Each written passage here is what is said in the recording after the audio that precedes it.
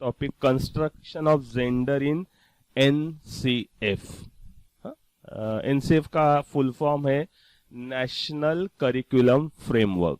तो राष्ट्रीय अभ्यासक्रम आराखड्यातील लिंगभाव रचना, मतलब इसका सीधा मतलब है construction of gender in NCF का मतलब कि कोई भी जब हम सिलेबस तैयार करते हैं, मतलब जब हम देश भर में सिलेबस तैयार करते, तो सिलेबस तैयार करते वक्त कुछ गाइडलाइन दी जाती है। So guideline will be given by naturally government of India, Bharat सरकार की तरफ से कुछ गाइडलाइन दी जाती है। उसके अंडर बहुत सारे बॉडीज होते, वहां से गाइडलाइन दी जाती है। एक होती है NPE, national policy of education. So इस नेशनल पॉलिसी ऑफ एजुकेशन से गाइडलाइन दी जाती है और उसी गाइडलाइन के आधार पर हर एक क्लास का, मतलब from primary up to higher education का सिलेबस जो है वो सिलेबस तैयार करने का काम फिर यूनिवर्सिटी लेवल पे या स्कूल बोर्ड है डिफरेंट एसएससी, सीबीएसई, आईसीएसई, उन बोर्ड पे हर एक सब्जेक्ट का सिलेबस तैयार करने का काम जो है वो काम शुरू होता है ना। तो गाइडलाइन दी जाती है, मतलब some principles will be decided, some goal will be decided, और उसके हिसाब से जो है उसके हिसाब से सिलेबस तैयार करने का काम करते हैं। तो अभी ये जो नेशनल करिकुलम फ्रेमवर्क है वो क्या है, ये देखने से पहले we will understand how the national curriculum framework है ना, जो 2005 है, जिसको कैसे डेवलप कैसे हुआ। नेशनल एनसीएफ का फुल फॉर्म फिर एक मैं बताना चाहूंगा, नेशनल करिकुलम फ्रेमवर्क। इसका मतलब है नेशनल मतलब राष्ट्रीय, करिकुलम मतलब अभ्यासक्रम, और फ्रेमवर्क मतलब हमें पता है कि उसका ढांचा है ना, मराठी मध्ये आपण त्याला आराखडा म्हणतो। सो राष्ट्रीय स्तर पर अभ्यासक्रम का ढांचा जो बनाया गया 2005 में, उसकी शुरुआत कैसे हुई, उसके कुछ बुलेट पॉइंट यहाँ पे मैंने पीपीटी पे लिखे। So first of all NPE, तो एनपीई का फुल फॉर्म हम सबको पता है, नेशनल पॉलिसी ऑफ एजुकेशन। अभी ये नेशनल वर्ड है तो इससे समझ में आएगा कि नेशनल पॉलिसी ऑफ एजुकेशन मतलब शिक्षा की राष्ट्रीय स्तर पर जो योजना बनाई जाती है उसको हम कहते हैं नेशनल पॉलिसी ऑफ एजुकेशन। ये नेशनल पॉलिसी ऑफ एजुकेशन अभी हाल में कोई ऐसे एनपीए के बारे में आपने सुना है? हाल में कुछ महीने पहले एनपीए के बारे में कुछ चर्चा आपने सुनी होगी, टीवी पे, मीडिया में सुना है। सो ये जैसे एनपी 1986 है, वैसे वो एनपीए का नाम क्या है? हाँ बोलो।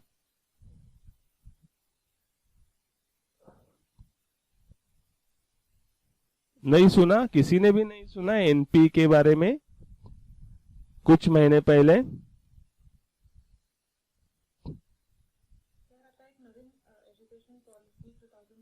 हाँ, यस तेच ना, त्याला उसको ही हम बोलते हैं ना। हाँ उसको नहीं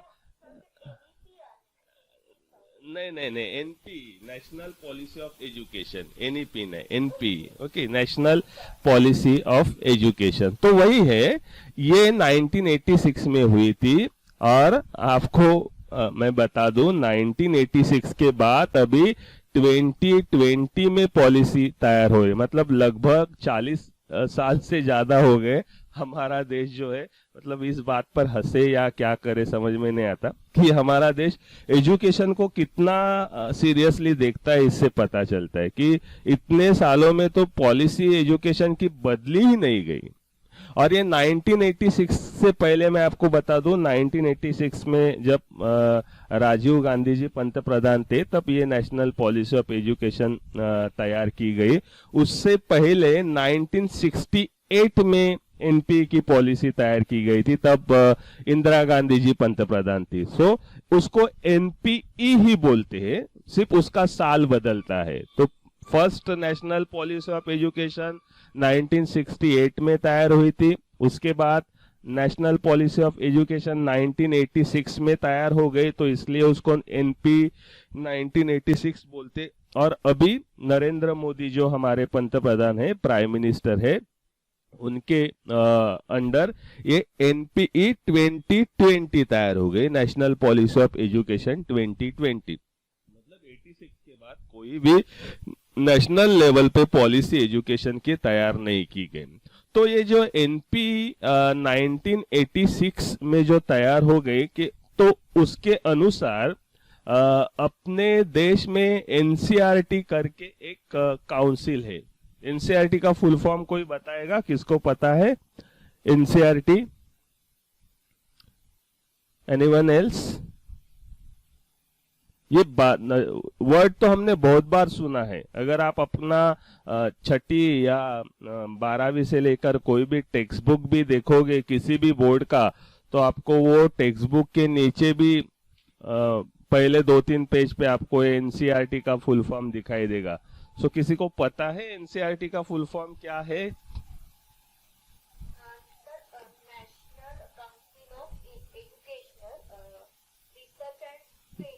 क्या बात है, good good good. So national council for educational research and training, absolutely correct. तो ये इसका फुल फॉर्म है।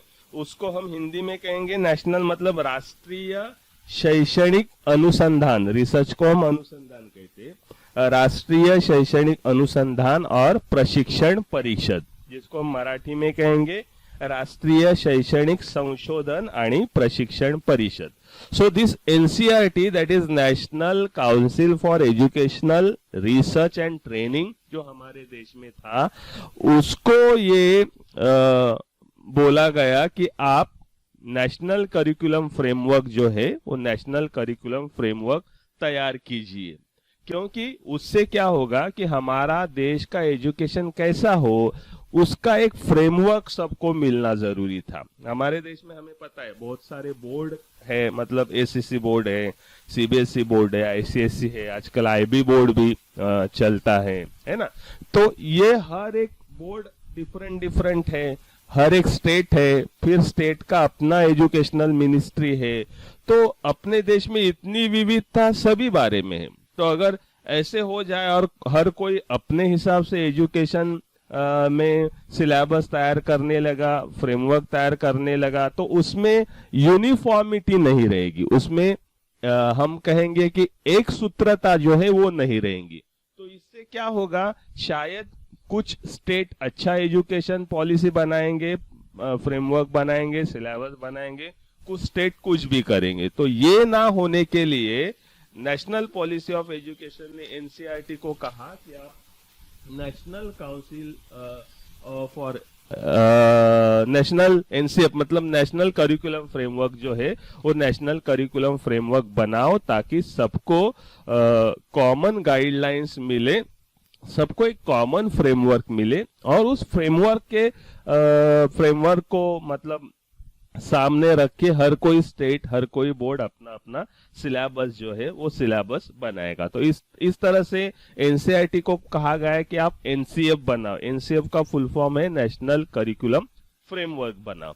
तो फिर एनसीएफ ने क्या किया, फिर 1993 में एक यशपाल समिति, यशपाल इज अ एजुकेशनिस्ट, तो उनके अंडर एक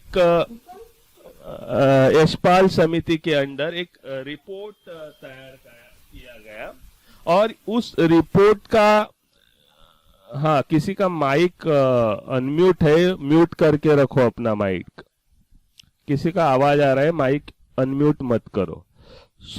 ये यशपाल समिति ने जब रिपोर्ट एजुकेशन के ऊपर जब रिपोर्ट अपना जब सामने लाए, तो उनको उस रिपोर्ट से ये पता चला कि भाई जो बच्चे, जो स्टूडेंट जो एजुकेशन ले रहे, उसके वजह से, अरे कुणाचा आवाज येतोय जरा बघा प्लीज, कारण मला स्क्रीनवर हा, शेख अपना माइक अनम्यूट करो, म्यूट करो। शेख फायजा अपना माइक म्यूट रखो, आपका आवाज आ रहा है। ओके ओके ओके, कृपया अपने माइक की तरफ ध्यान दो। आप जब कुछ बोलना हो मतलब रिलेटेड टू अपने टॉपिक तभी अनम्यूट कीजिए, नहीं तो फिर म्यूट रखो।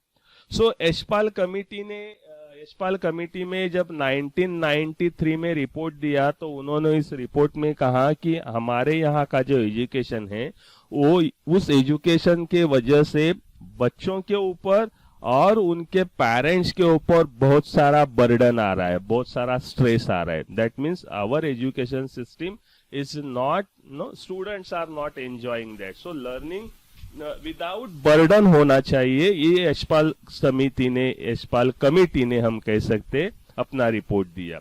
So learning create a stress on students and parents. तो उनको पता चला कि इससे क्या हो रहा है, स्टूडेंट के ऊपर भी और पेरेंट्स के ऊपर भी एजुकेशन लेना मतलब स्ट्रेस लेना, ऐसा हो गया। बहुत सारे लोग स्ट्रेस में एजुकेशन ले रहे, फिर उसमें अनेक रीजन हो सकते, बच्चे फेल होते, फिर सुसाइड के केसेस बढ़ते जा रहे, बहुत सारे केसेस, या एजुकेशन और उसकी लैंग्वेज से रिलेटेड होगा तो उनको समझ में नहीं आ रहा है, उनकी लैंग्वेज अलग है, ये एकदम प्योर लैंग्वेज मतलब मराठी हो, हिंदी हो या कोई लोकल लैंग्वेज हो। तो इससे ये यशपाल कमेटी ने रिपोर्ट दिया है कि there is a stress on parents and student. तो फिर एनसीईआरटी ने फिर 14 जुलाई 2005 को एनसीएफ जो है, नेशनल करिकुलम फ्रेमवर्क जो है वो रिवाइज करना चाहा और फिर उसका तैयार करने का काम जो है वो नवंबर 2004 में हाथ में लिया गया। So development of NCF was initiated in November 2004। तो इस तरह से नेशनल करिकुलम फ्रेमवर्क तैयार करने का काम 2004 में हाथ में लिया गया और फिर बहुत सारे डिस्कशन हुए इसके ऊपर, बहुत सारे लोग उसमें शामिल हो गए, एजुकेशनिस्ट हो, एकेडमिशियंस हो, एनजीओ हो, पॉलिटिकल पार्टी के लोग होंगे और पूरी आम जनता भी इसमें शामिल हो गए। और फिर उसमें बहुत सारी बहस होने के बाद, जैसे आपको पता है कि नेशनल पॉलिसी ऑफ एजुकेशन 2020 भी जब आई, उससे पहले एक साल पहले वो report that is open for the public, लोगों के लिए ओपन रखा था कि आपके कोई सुझाव होंगे तो आप उस पर सुझाव दे सकते। इसी तरह हर एनसीएफ में होता है, हर पॉलिसी में होता है, लोगों के सुझाव जरूर मांगे जाते हैं ताकि अगर वो हमारे मतलब रिलेटेड नहीं हो, समाज के अनुसार, देश के नीड के अनुसार नहीं हो तो उस पर सुझाव दे सक। हाँ हाँ बोल। हॅलो, कोणाला काय म्हणायचं आहे का, डाऊट आहे का? ओके, हाँ माइक म्यूट रखो प्लीज। सो एनसीएफ के ऊपर भी बहुत सारे सुझाव मांगे गए, बहुत सारे लोगों ने इसके ऊपर डिस्कशन किया and then finally that NCF was approved by the central advisory board on education in September 2005। बाद में उसको केंद्रीय सल्लागार समिति, सेंट्रल एडवाइजरी बोर्ड मतलब जो केंद्र की सलाह देने वाली समिति होती है, उसने उसको सितंबर 2005 से हम कह सकते हैं इम्प्लीमेंटेशन उसका जो है वो हो गया, अप्रूव्ड हो गया और फिर उसको अपने कॉन्स्टिट्यूशन में 8वें शेड्यूल में 22 लैंग्वेजेस में उसको ट्रांसलेट किया गया ताकि दुनिया के हर लैंग्वेज के लोग समझ सके कि what is the national curriculum framework. तो उस हिसाब से फिर वो स्टेट के, हर एक स्टेट के, हर एक बोर्ड के लोग अपना अपना सिलेबस, अपना अपना करिकुलम तैयार कर सके। तो ये कब से लागू हो गया? Implementation was from September 2005। तो ये कहानी है हमारा नेशनल करिकुलम फ्रेमवर्क जो 2005 जो तैयार किया गया, तो इस तरह से वो तैयार किया गया। Is that clear? ये स्लाइड पे अगर कोई आपको डाउट है, कुछ अगर समझ में नहीं आ रहा है तो आप पूछिएगा। Is that clear? कैसे तैयार हुआ अपना national curriculum framework 2005? Okay, fine fine, चलो। Then there are some visions and there are some guideline principles which are given by this NCF 2005. तो इससे कुछ विजन मतलब जिसको हम कहते हैं दूरदृष्टि, मतलब भविष्य में हम क्या चाहते हैं, इस तरह का विजन रखा गया। तो उसमें पहला विजन आप पढ़ सकते हो, उसमें लिखा है कि हमारे कॉन्स्टिट्यूशन ऑफ इंडिया में जो भी वैल्यूज है उसको हमने ज्यादा महत्व जो है देना चाहिए। तो आप देखेंगे, आप किसी भी स्टेट का करिकुलम ले लो, आप किसी भी बोर्ड का करिकुलम ले लो, दैट करिकुलम और that syllabus was talking about constitutional values directly indirectly.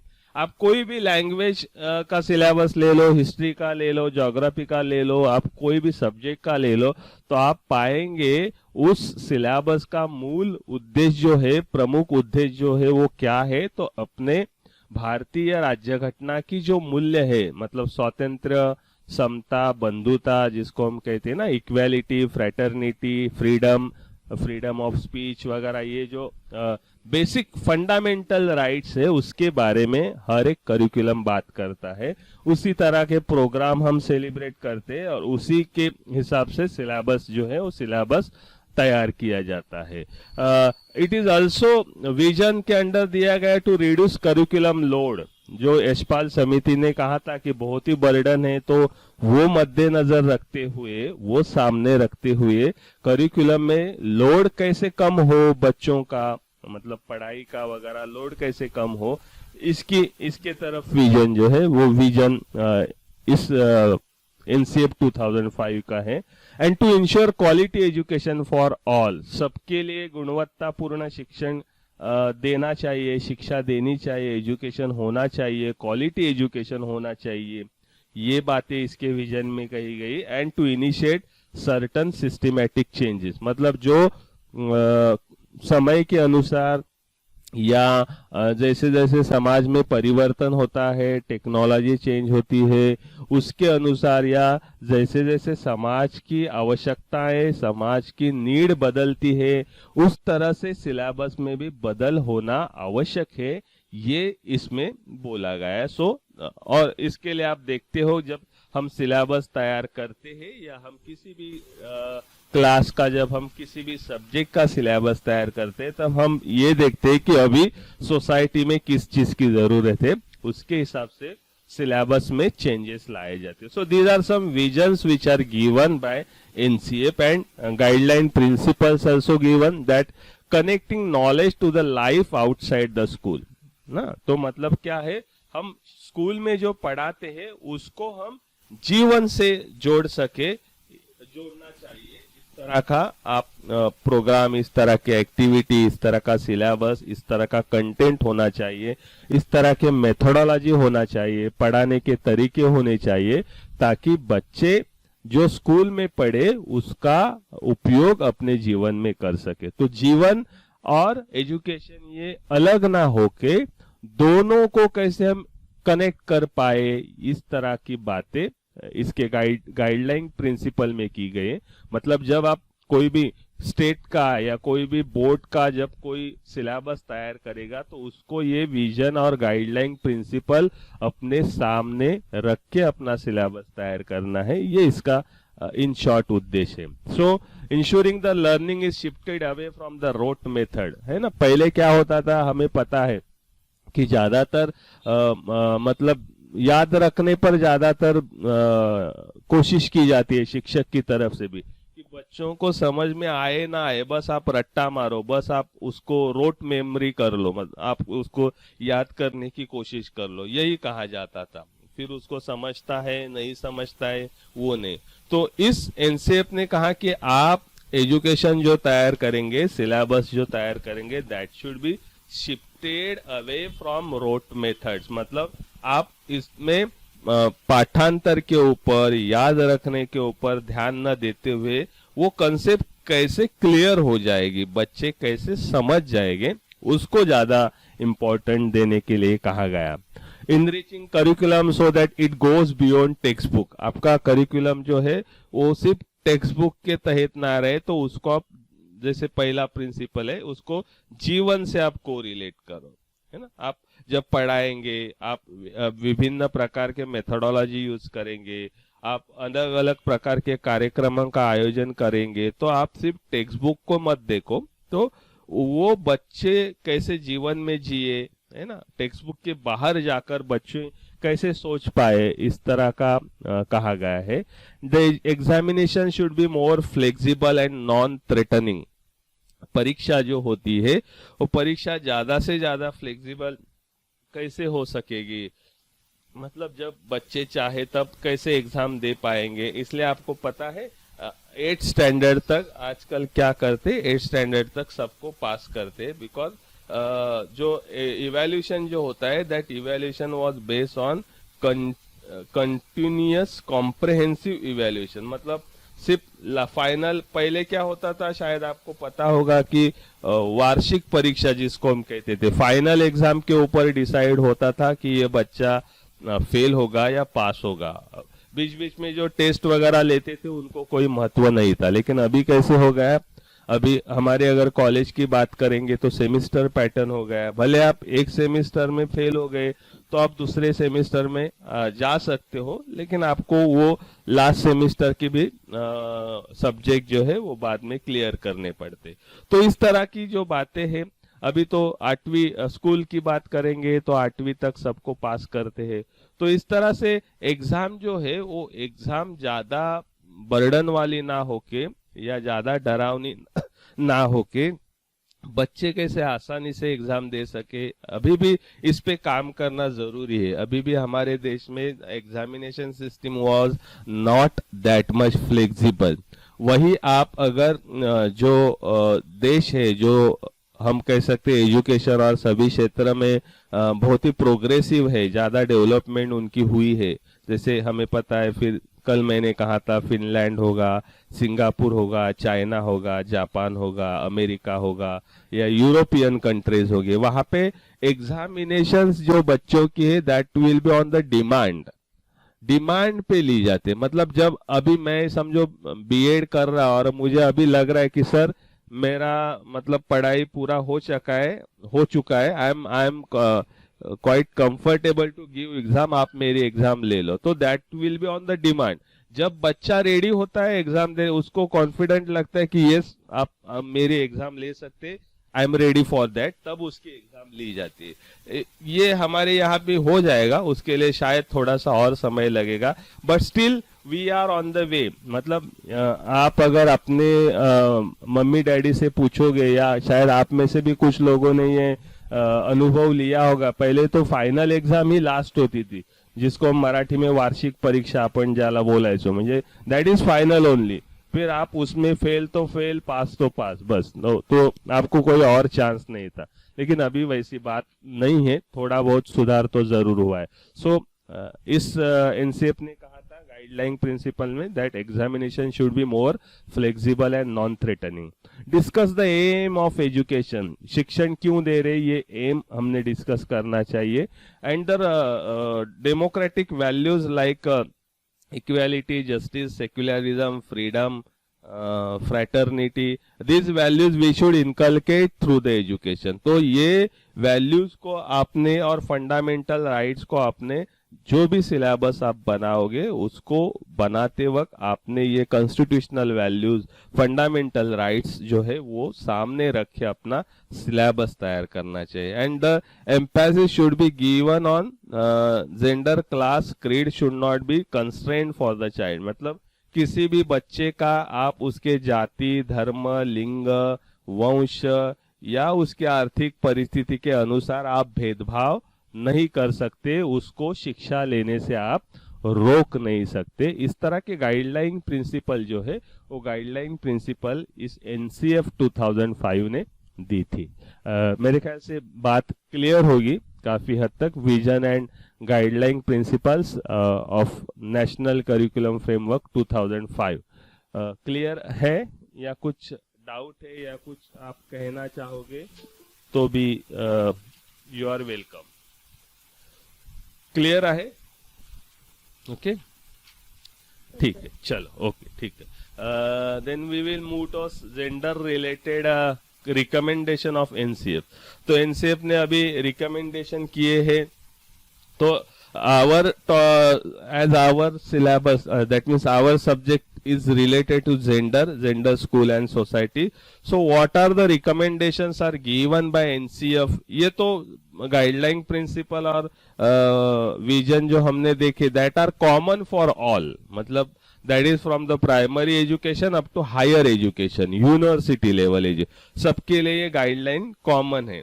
तो अभी हम देखना चाहेंगे उस NCF 2005 में what are the recommendations are suggested for gender related issue. मतलब उसमें जेंडर रिलेटेड कुछ बातें की गई है क्या, उससे रिलेटेड कुछ गाइडलाइंस दिए हैं क्या, तो वो जरूर दिए. First, access to education for all girls. तो आप NCF 2005 में ये कहा गया है कि आप ये देखो कि देश के हर एक लड़की को शिक्षा मिले, इस बात की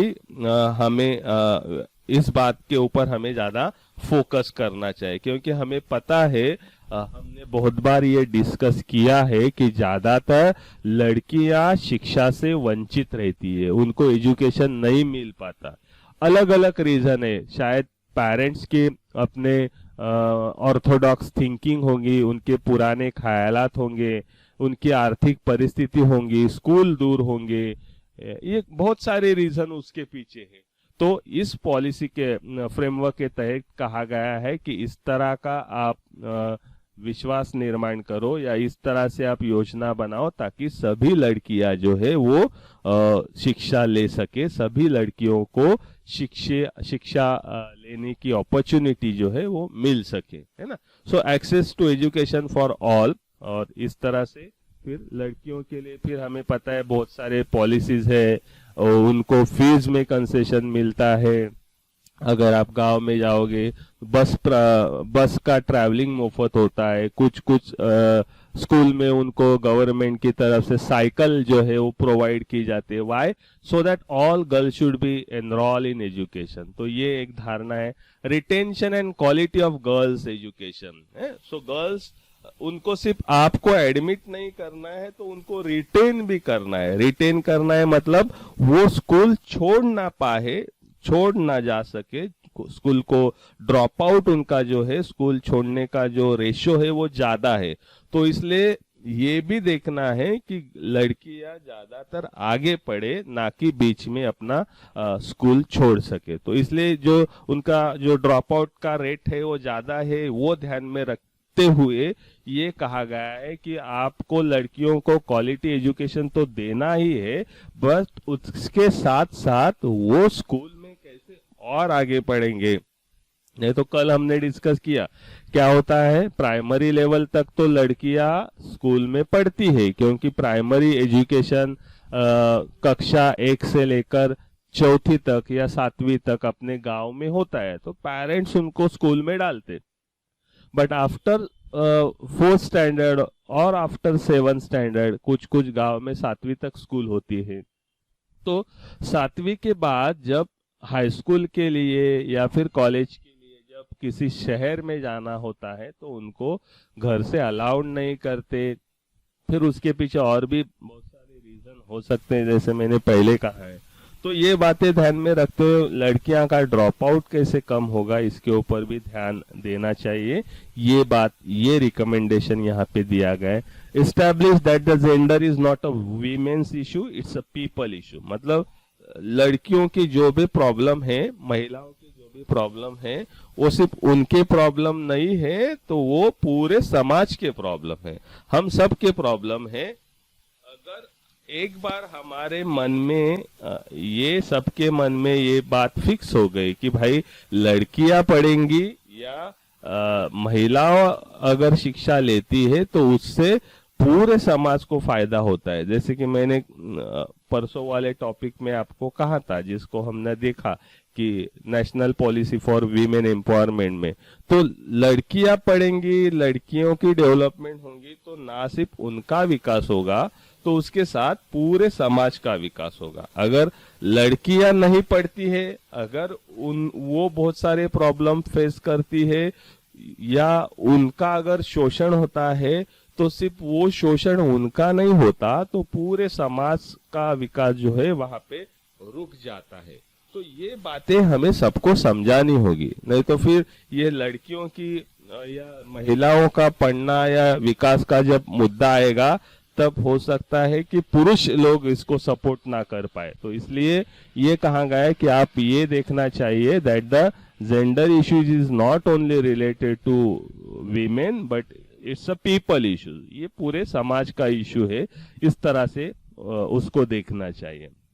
ओके, महिलाओं के समानता और सक्षमीकरण का दृष्टिकोण रखना चाहिए, उस तरह के प्रोग्राम कंडक्ट करने चाहिए, उस तरह के ट्रेनिंग कंडक्ट करने चाहिए, महिलाओं को या लड़कियों को ज्यादा से ज्यादा सक्षम कैसे वो हो सके, उस तरह के प्रोग्राम, जैसे मैंने कहा कुछ स्किल डेवलपमेंट के प्रोग्राम होंगे, सेल्फ डिफेंस के प्रोग्राम होंगे, तो इस तरह से उनको प्रेरित हम करने चाहिए। Okay, introduce participatory and dialogical pedagogic mode, मतलब जब आप स्कूल में कॉलेजेस में पढ़ाओगे तो आपको ये ज्यादा देखना है कि ज्यादा से ज्यादा लड़कियां, ज्यादा से ज्यादा स्टूडेंट पार्टिसिपेट कैसे हो पाए, इस तरह के मेथड का आपको उपयोग करना है ताकि बच्चे खुद उसमें इन्वॉल्व हो सके। जैसे आपने अभी कुछ दिन पहले प्रेजेंटेशन किया, so that is what participatory approach. तो उससे बच्चों को प्रेजेंटेशन का एक मौका मिलता है और हमें भी पता चलता है कि किस भी बच्चों को और किस चीज की जरूरत है, किस तरह की ट्रेनिंग की जरूरत है। अगर किसी में कॉन्फिडेंस की कमी है तो हम उसको उस तरह से ट्रीट कर सकते हैं, कोई अच्छा अगर बोलता है तो हम उसको और ज्यादा मोटिवेट कर सकते हैं। तो इस तरह से पार्टिसिपेटरी अप्रोच जो है वो पार्टिसिपेटरी अप्रोच आपके पढ़ाने में होना चाहिए। नहीं तो ज्यादातर क्या होता है, हम देखते हैं स्कूल और कॉलेजेस में टीचर्स पढ़ाते ही जाते हैं, बच्चे सिर्फ सुनने का काम करते। तो ये नहीं होना चाहिए। बच्चे जो है वो बच्चे आपके क्लास में कैसे पार्टिसिपेट होंगे उस तरह से प्लानिंग टीचर को करना चाहिए। तो आप फिर उनको प्रेजेंटेशन करने के लिए बुलाओ, आप कुछ उनको छोटी छोटी एक्टिविटी करने के लिए बोलो, फिर आप उनको ड्रामा करने के लिए बोलो, कुछ चीजें बनाने के लिए बोलो, कुछ ड्रॉ करने के लिए बोलो, डिस्कशन करने के लिए बोलो, डिबेट करने के लिए बोलो, क्विज कंपटीशन ऑर्गेनाइज करो। सो पार्टिसिपेटरी बहुत सारे तरीके जो है जहां से आप आगे जाके आप अपने अपने मेथड में और आगे जाके पढ़ोगे कि कौन कौन से मेथड है जिससे हम बच्चों का इन्वॉल्वमेंट बढ़ा सकते हैं। सो इंट्रोड्यूस पार्टिसिपेटरी पेडागोगिक मोड।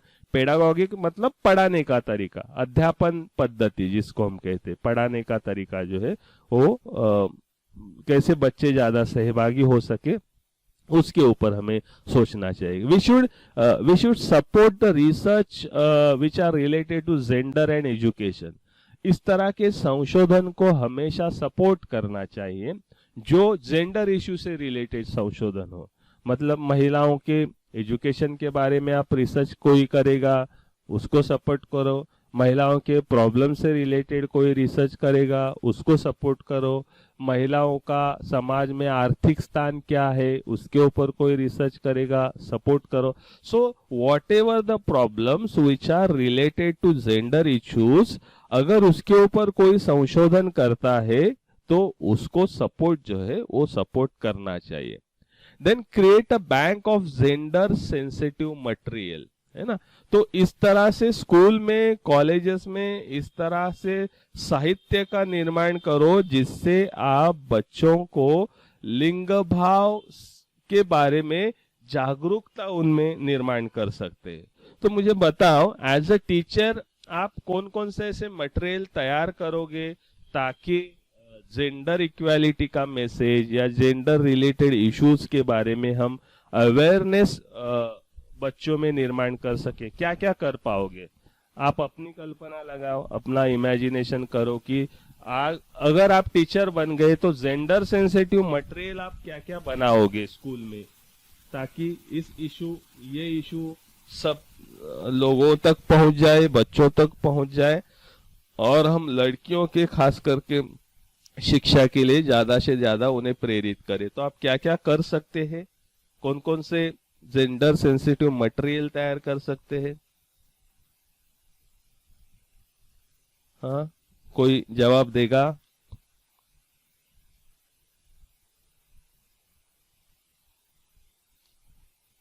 कुछ नहीं कर सकते।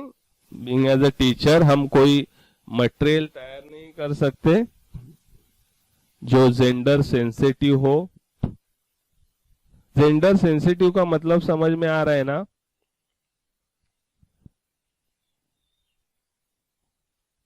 हम्म। हाँ, सांगा बरं काय करता येईल? तेजल, आता मी अभी मुझे हर एक का नाम लेना पड़ेगा शायद। हाँ बोलो, तेजल बोल, तेजल काय मटेरियल तयार करता येईल जेंडर सेन्सिटिव्ह?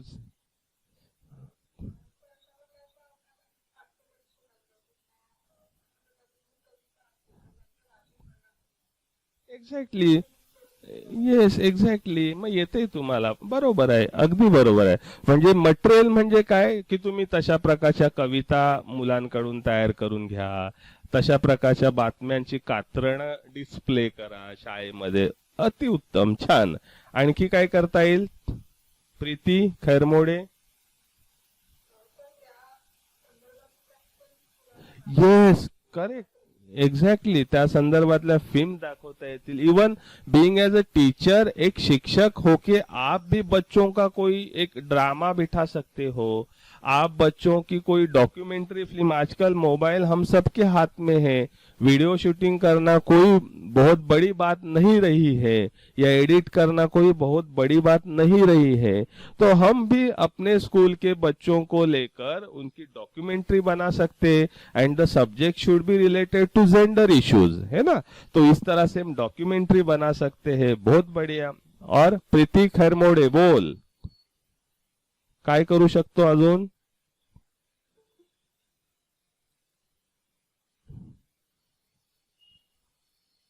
प्रीति आहे का? हाँ बोल प्रीति। अच्छा, अनुजा बोल, हाँ।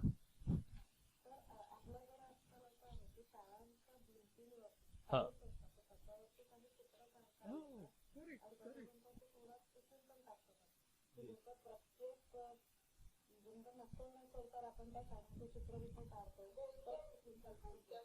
हाँ बोल के या भिंती, करेक्ट, अतिशय सुंदर, खूप छान सजेशन आहे। तुम्ही अशा भिंती रंगवू शकता, जेंडर इश्यूशी, विमेन एम्पॉवरशी रिलेटेड चित्र काढू शकता, पोस्टर काढू शकता, मॉडेल तयार करू शकता। म्हणजे these are all material, gender sensitive material ची बँक आपण तयार करू शकतो, है ना? We can make a bank of gender sensitive material, so that कोई भी टीचर को अगर जेंडर रिलेटेड इश्यूज के ऊपर कुछ पढ़ाना है, कुछ बातें करनी है, तो उस मटेरियल का उपयोग करके वो पढ़ा सकता है।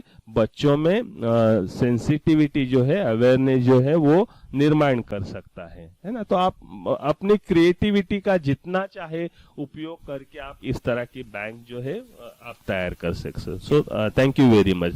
सो आगे है, so instead of having another subject, gender से रिलेटेड एक नया सब्जेक्ट लेने के बजाय यहाँ पे सजेस्ट किया गया कि it should be integrated part of all subject. मतलब चाहे आप लैंग्वेज पढ़ाते हो, भाषा पढ़ाते हो, चाहे साइंस पढ़ाते हो, चाहे मैथमेटिक्स पढ़ाते हो, चाहे social science means history geography पढ़ाते हो, तो जेंडर ये सब्जेक्ट अलग से ना पढ़ा के इन्हीं सभी सब्जेक्ट को पढ़ाते वक्त जेंडर रिलेटेड कंटेंट का समावेश इसमें करना जरूरी है। अभी मुझे बताओ, लैंग्वेज मुझे पढ़ाना है, तो लैंग्वेज में how I can integrate gender related issues, कैसे कर सकते हैं हम? लैंग्वेज अगर मुझे पढ़ाना है या लैंग्वेज का मुझे सिलेबस तैयार करना है, तो how I can integrate gender issues in language subject?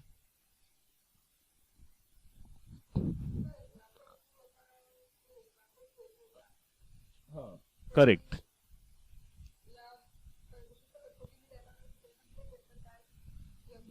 नसणार आहे। खूप छान, खूप छान। आणखी मधुरा चांदोरकर बोल बरं, चांदोरकर आहे ना? हा, हा बोल बोल चांदोरकर बोल, काय करता येईल. लँग्वेजचं तू समजा सिलेबस तयार करायचं काम तुला दिलंय, भाषा कोणती असेल, मराठी हिंदी संस्कृत, आणि तुला आता तो सिलेबस तयार करताना हा विचार करायचा आहे की जेंडर इश्यूज पण याच्यामध्ये आले पाहिजेत. मग तू काय करशील, कशा प्रकारचे धडे कविता ठेवशील.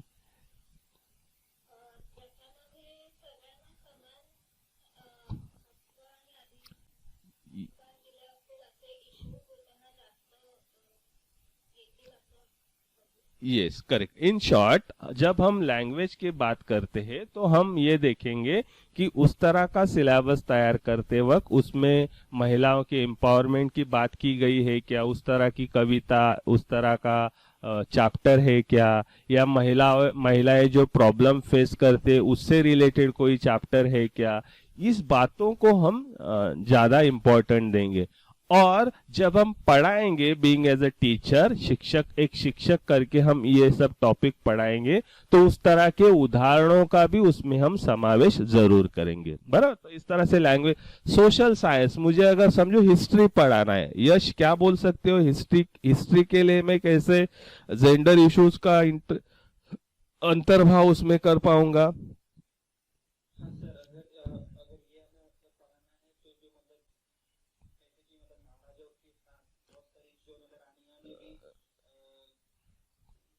अपना योगदान दिया है. यस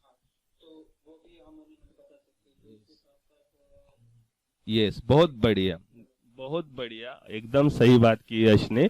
कि ज्यादातर हम देखते हैं हिस्ट्री का बुक, कोई भी क्लास का आप ले लो, वहां पे हम देखते हैं कि ऑलवेज ये दिखाया जाता है कि only the male freedom fighter, या मेल ने ही बहुत सारी लड़ाइयाँ की है. हालांकि तब की परिस्थिति भी वैसी थी कि ज्यादातर मेल राजा ही हुआ करते थे, तो वो नेचुरल भी है. लेकिन जहां जहां हो सके, जितना हो सके, जो रानियां थी या जो महिलाएं थी, उन्होंने भी बहुत सारा योगदान अपने देश के फ्रीडम फाइटिंग में या स्वतंत्रता में दिया है.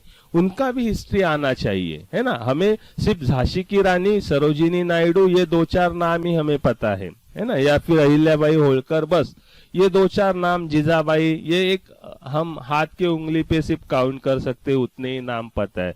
बट अभी आपको पता होगा कि जैसे जैसे हिस्ट्री में भी बहुत सारी खोज होती जा रही है, तो ये पाया गया है कि हिस्ट्री में भी बहुत सारी ऐसी औरतें हुई है. मतलब अपने ये 1947 के फ्रीडम से पहले भी, और राजा शिवाजी महाराज और उसके पहले भी बहुत सारी ऐसी महिलाएं अपने देश में हुई है. उन्होंने लोगों के बचाव के लिए या स्वतंत्रता के लिए अपने प्राणों का बलिदान दिया. टीचर, हमें इस तरह के उदाहरणों की जानकारी होना भी बहुत जरूरी है, ताकि हम जो है महिलाओं को भी न्याय दे सके. तो ये हो गया हिस्ट्री. अगर मुझे मैथमेटिक्स पढ़ाना हो तो कैसे मैं मैथमेटिक्स में करूंगा. मैथमेटिक्स, हाँ बोलो. हाँ बोल मधुरा. हो हो बोल. हम्म. हाँ करेक्ट. हो.